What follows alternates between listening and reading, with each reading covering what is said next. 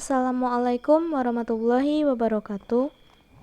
Perkenalkan, nama saya Fadila Rahmi, nomor BP 2001 08 10 16 dari kelas Teknik Komputer 1A. Baiklah, pada video kali ini saya akan menjelaskan materi kuliah Sistem Operasi Teori mengenai thread. Fasilitas thread adalah mekanisme yang berguna untuk diadopsi pada beberapa OS baru untuk mendukung resource sharing dan akses konkuren. Penggunaan thread sepadan dengan penggunaan sistem call fork dihasilkan dengan program counter baru atau thread control dan mengeksekusinya dalam ruang alamat yang sama. Selanjutnya, thread adalah suatu unit dasar dari CPU utilization yang berisi program counter, kumpulan register, dan ruang stack. Thread bekerja sama dengan thread yang lain dalam penggunaan bagian kode, bagian data, resource seperti open file, dan sinyal secara kolektif yang sering disebut dengan task. Proses tradisional heavyweight sama dengan task satu thread. Thread harus tepat satu task dan task tidak berarti jika tidak ada thread di dalamnya. Dengan menggunakan fasilitas thread, CPU dapat secara ekstensif membagi di antara thread tanpa menggunakan manajemen memori. Meskipun konteks switch pada thread masih memerlukan register set switch, tetapi pembuatan thread lebih murah dibandingkan dengan konteks switch di antara proses heavyweight. Selanjutnya, beberapa sistem mengimplementasikan user level threads pada user level library daripada melalui sistem call, sehingga switching thread tidak perlu memanggil OS dan menyebabkan interrupt ke kernel.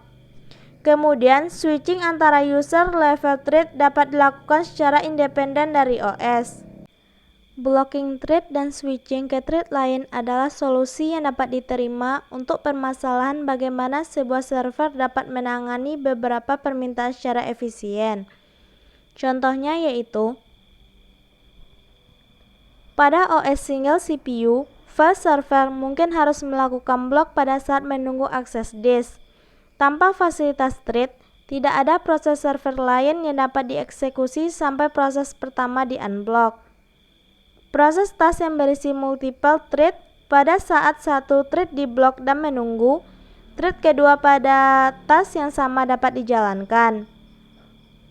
Permasalahan produser konsumen membutuhkan sharing buffer dan keduanya dapat dipandang sebagai thread pada satu task, sehingga switch hanya membutuhkan ongkos murah dan pada sistem multiprosesor keduanya dapat dieksekusi secara paralel pada dua prosesor untuk efisiensi maksimum.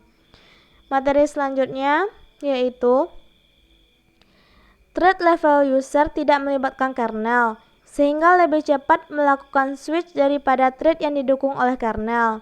Sebaliknya, beberapa call ke OS menyebabkan keseluruhan proses menunggu, karena penjadwalan kernel hanya proses dan sebuah proses yang menunggu tidak mendapatkan jatah waktu CPU.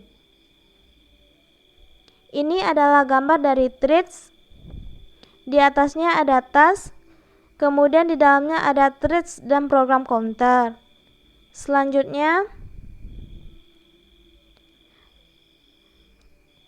contoh dari threads yaitu Solaris 2.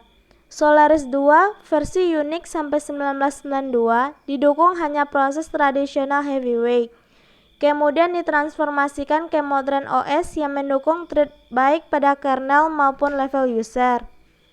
Meskipun banyak thread level user, tetapi semua kernel selalu melihat LWP pada proses yang mendukung thread level user.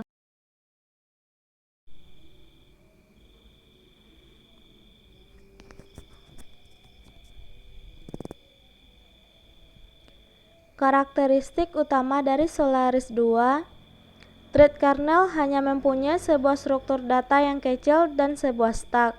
Switching antara thread kernel tidak memerlukan mengubah informasi memori akses sehingga relatif cepat. LWP berisi PCB dengan register data, informasi akuntansi, dan informasi memori.